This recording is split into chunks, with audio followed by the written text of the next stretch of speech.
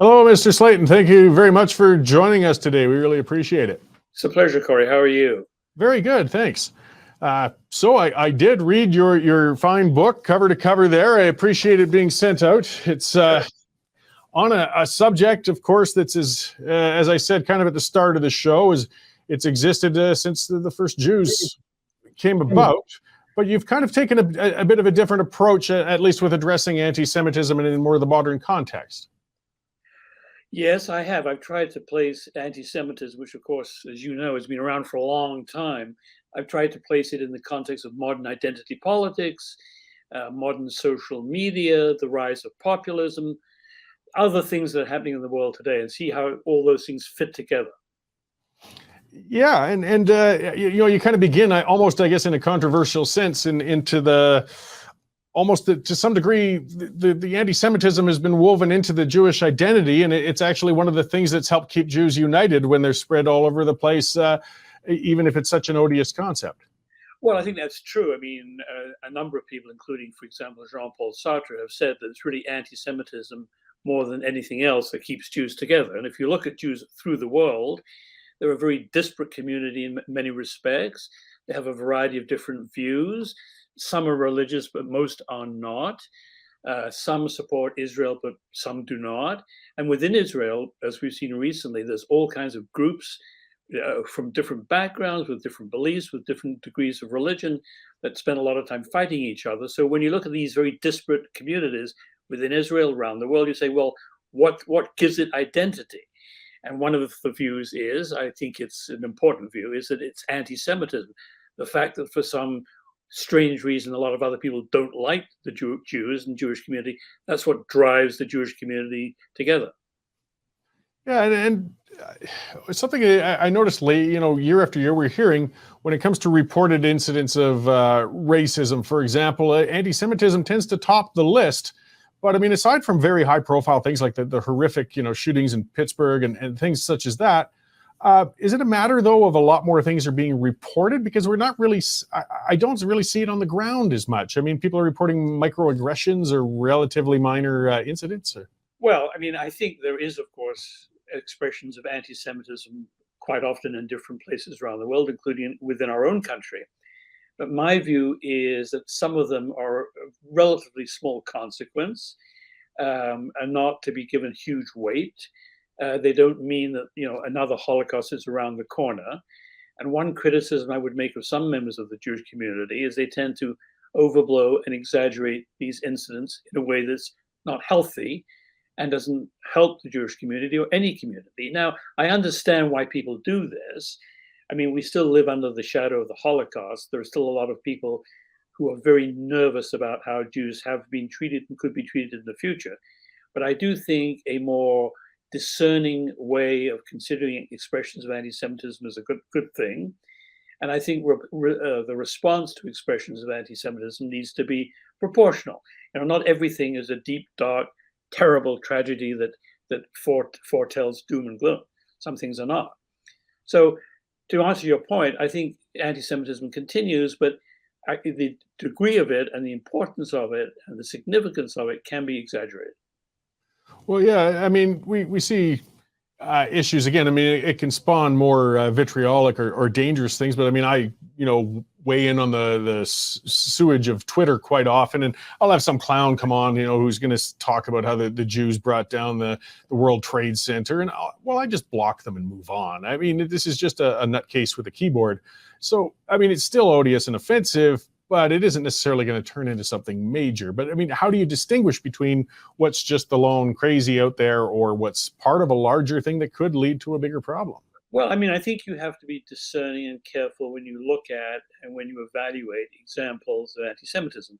And in my book, for example, I discuss what I describe as 4 different kinds of anti-Semitism, ranging from incivility, stupidity on the internet, the kind of thing you just described, which is unpleasant. I mean, no one's saying it's okay to do that. It's not okay to do that. It's unpleasant. And of course, it can lead to other things. But nonetheless, let's see it for what it is, which is often very inconsequential acts of incivility perpetrated by silly, stupid, ignorant people.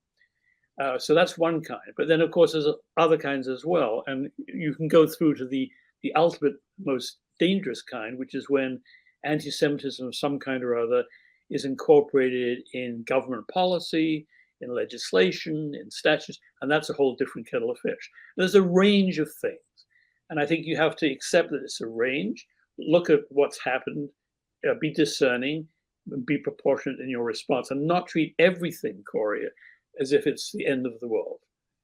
Yeah. So the most, I guess, divisive problem or area we have going on right now is views on Israel, Zionism, Yes, whether or not the state is sustainable as it is. I mean, that's dividing even the Jewish community. very much Uh, so. you go a lot into detail on that one, but it seems to be one of those ones that feels almost insurmountable as well. I mean, you brought up Kashmir, up in northern Pakistan, which probably my grandchildren will be watching disputes going on up there as well. But it is our modern, our largest issue right now. Well, it's a hugely important issue, and it's one, as you know, that's been getting worse in recent times. And it's an issue that divides the Jewish community very severely, and not just the Jewish community. But one thing I feel very strongly about is that to criticize what some Israeli policy, for example, to criticize the extensive settlement of the West Bank by Israel, is not to be anti-Semitic. There's a tendency, particularly among some parts of the Jewish community, to conflate anti-Zionism, opposition to certain policies of the Israeli government, particularly, let's say, the West Bank, with anti-Semitism. I reject that. It's perfectly acceptable to criticize government policy and government actions, and that does not equate with being anti-Semitic, although many people do make that equation. Well, I mean, there's political merit, as a guy who talks about a lot of political things. If you want to try and shut down a conversation, that's a good way just to say, well, we don't want to go there because that would be anti-Semitic if you dare criticize that. But I mean, every government should be able to be critiqued. Yeah. But do you think perhaps traditional then Jewish support for Zionism might be fading? I mean, you talk a lot about that, the different types of Jews. I mean, whether they're secular, whether they're religious. A large part of what the sticking point is of course, the Temple Mount. I mean, the second coming isn't going to happen unless the Jews are there at that time, at least as far as the scriptures are concerned. So I would imagine observant Jews are going to be very unwilling to give up on that. But at the same time, when you're getting a larger move towards secularism, perhaps that support's crumbling. Well, I mean, let's look at two communities. Let's look at first Jews in Israel. And even within Israel, as we've seen recently, there's tremendous division about the acceptability of various government policies, including settlement of the West Bank. Not all Jews in Israel favor extending or even maintaining existing West Bank settlements. But if you go to the United States, where almost half the world's Jews live, within the United States, I think there's growing opposition, particularly among young Jews, to much of what Israel has done and is doing. Young Jews tend to be more secular. They tend to be on the whole left of center. They tend to be supporters, for example, of movements like Black Lives Matter. And when they see what they regard as human rights violations by Israel vis-a-vis the Palestinians, they don't like it. And they ask themselves, well, can I really support, as my family has, for example, has traditionally supported, can I really support a state that does this kind of thing? I wouldn't do it within my own country, the United States, and I don't want to do it vis-a-vis Israel. So I think there's a real prospect of much of the support of the US Jewish community for Israel, which has been extremely important to Israel over a long period of time, very important, fading, and that's a dangerous thing for the state of Israel.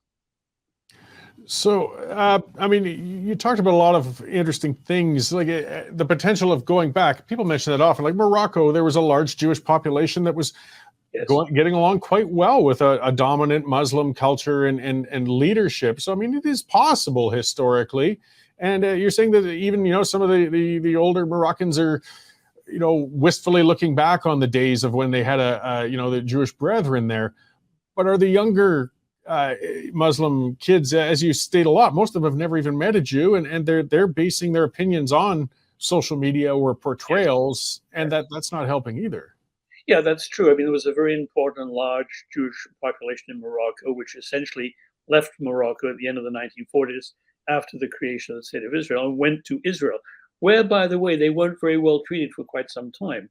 They were Sephardic Jews, and the Ashkenazi Jews from Eastern Europe looked down upon them and regarded them as, on the whole, inferior people. So that's a whole other story. But meanwhile, the Moroccans, the state of Morocco in particular, has been, I think, quite wistful about the departure of the Jews, particularly older Moroccans. And the Moroccan government, the king of Morocco, has been very favorable to Israel and very favorable to the Jewish tradition that remains in Morocco. So it's a complicated picture, Cory. And I might add, for example, that it tends to be a reaction sometimes that Arabs and Jews are natural-born enemies, at each other's throats, given half the chance. This is not the case. There are many similarities between the two religions, and historically, often the Muslims have sheltered Jews who had to flee other parts of the world. So it's a complicated history, and a lot of the sort of shibboleths that are put around are simply not true. They're just that, shibboleths, not true. Well, yeah, as you said, though, and part of the historic problem is the fluidity, though, of acceptance of Jews among populations, decade by decade or generation by generation. Let's say, for example, Morocco's been sounding very friendly, and a Jewish population moved back, but we don't know if another 3 election cycles or a revolution comes along and suddenly you're getting chased back. Like, you can see where the value of Israel as one sanctuary could hold a lot of appeal to Jews. Well, that is the fundamental idea, of course. By the way, I don't think any Moroccan Jews, or very few, are going to leave, who are in Israel now, are going to leave and go back. That's very unlikely. Yeah. But yes, I mean, the fundamental idea of Israel, of course, was giving a people who had been chased around the world and persecuted around the world for a long time a place of refuge. That is the compelling idea. It's an extremely attractive idea.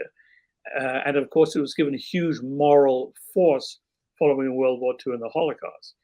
It was a hugely kind of moral debt that the world seemed to think or thought had to be paid by supporting the creation of the State of Israel. Very compelling and attractive idea. But the reality on the ground now, after such a long period of time, is somewhat different. It's more complicated, it's more nuanced, and the morals, the rights and wrongs are not as obvious as they once were. Well, and something of an irony you point out in the book is Israel was actually kind of provided a place that helped with anti-Semitic governments around the world, because they would, we can chase these guys out of here. They got somewhere to go. Let's somewhere to put these Jews and get them out of our own hair.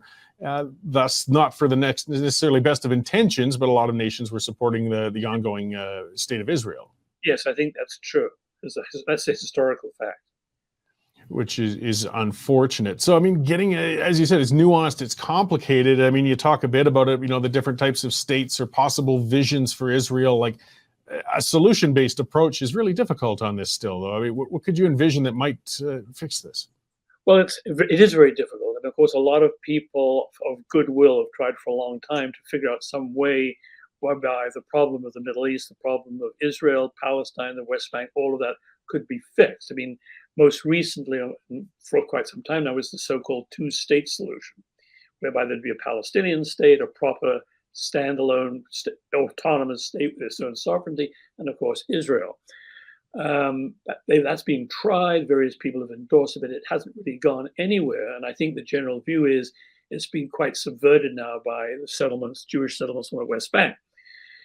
An idea that I think has some merit, I call the Canadian solution, although it's not original to me, is the idea of a federation, 2 states, yes, but a federation over the top of them, guaranteeing, as between the 2 states, the Arab state and the Israeli state, freedom of movement, certain economic freedoms, human rights, and so on. And within that federation, each individual state would have huge autonomy and power, much the same as we have in this country.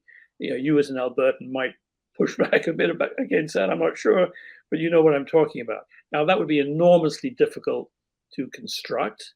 It would require a lot of goodwill and a lot of heavy lifting, a lot of careful thought, but it's not impossible, I don't think. And what I do think is that the situation in the Middle East, the situation on the West Bank, Palestine, Gaza, and so on, is going from bad to worse. We see that. It's untenable, it's extremely dangerous, and only misery and destruction can result from it. And so the world has to try and do what it can to figure out some way to fix this or ameliorate it.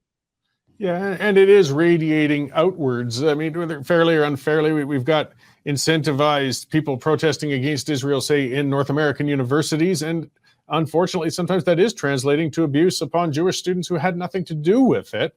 We see those incidents or hear of them occasionally. I mean, there's tensions that spread outside of Israel and into other areas that really shouldn't be impacted so directly by it.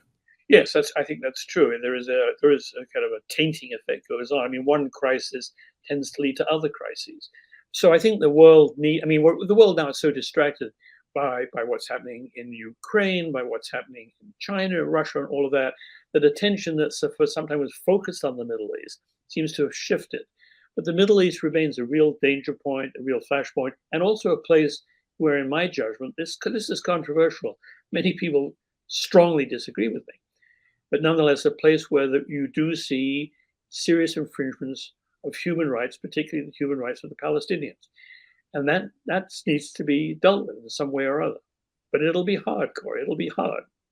Well, and we'd have to be careful. I mean, Israel is a nuclear power, and if things really broke out into a very large scale, I mean, I think everybody's armed enough, again, that it wouldn't be a 6-day war this time unless something terrible happened, and we could really see things get a heck of a lot worse over there. Yeah, I mean, the big fear there, of course, is a war between Israel and Iran, which is from time to time seems to be a possibility. But I wouldn't make a prediction about that. Yeah, we just kind of hope for the best on that front. So, I mean, you spoke a little broadly too, just on a bigger issue altogether. I mean, it's kind of a societal thing. It's something for those of us in the comfort of North America and Europe is identity politics. So, I mean, some people, I guess it's a bit of a natural tendency towards tribalism or our team and this and that. And people are embracing Jewish identity just, I think, just to stand out because they want to say, well, I'm this or I'm that, and I'm oppressed or I'm not. And it's a trend that's troubling outside of just the matter of Judaism. I mean, I think Yes, it's for sure. I mean, identity politics is really sweeping the world. Everybody is seeking to very carefully define their own particular identity, which is fine. I have no difficulty with that. And there are good reasons for doing it in some cases. But what I regret, this is often done at the expense of what makes us all the same, what binds us together. I mean, there are things that separate us for sure, and that's fine. But there are also things that bind us together, common objectives that we have, common problems we face no matter what our identity is. And what I regret is that identity politics, as it grows and becomes more and more powerful, as it is doing, it tends to obscure and hide and devalue what makes us all the same, what binds us together, and with the common problems we have, we need to solve together. I mean, climate change is an obvious example. Climate change doesn't care what race you are, what color you are, or anything like that. It's a problem everybody faces, and we shouldn't embrace ideas that make it more difficult for us to deal with issues like that. I mean, I sometimes like to remind people of what Barack Obama said, I think it was in 2004 in a speech to the Democratic National Convention, when he said, there's no such thing, this is Barack Obama speaking, there's no such thing, I'm paraphrasing, there's no such thing as white Americans, there's no such thing as black Americans, there's no such thing as Latino Americans, there are only Americans. Well, that was less than 20 years ago, but it now sounds almost medieval because people don't think like that, regrettably. They think of their particular identity and they repudiate any attempt by people who don't share that identity to comment on it, to relate to it, to say that they have some understanding and sympathy with it. They don't want to know. It's lived experience. You haven't lived my experience, you can't understand me at all. I reject that.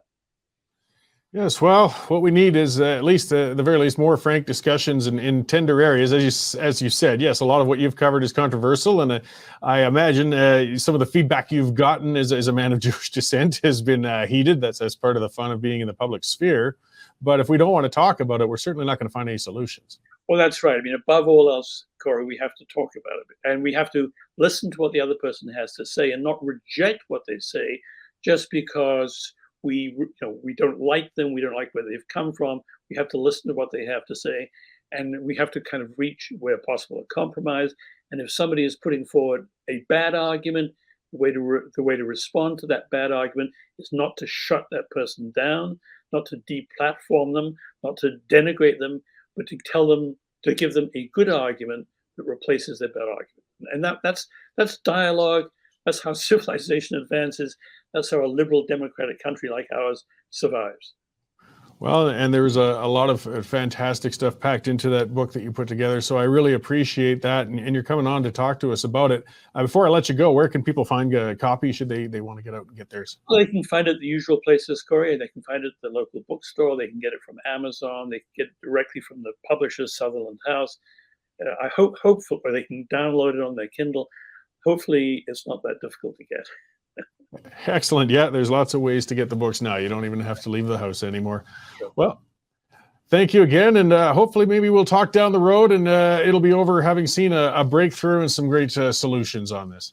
Well, that would be wonderful, Cory. Thanks. I enjoyed this. Canadian Shooting Sports Association. Without the CSSA, our gun rights would have been taken long ago. These guys are on the front lines helping to draft smart and intelligent firearms regulations and legislation in Canada, and more importantly, educating the public about how we keep guns out of the hands of the wrong people. To become a member, it's absolutely worth every penny. You can become a Western Standard member for just $10 a month or $99 a year for unlimited access.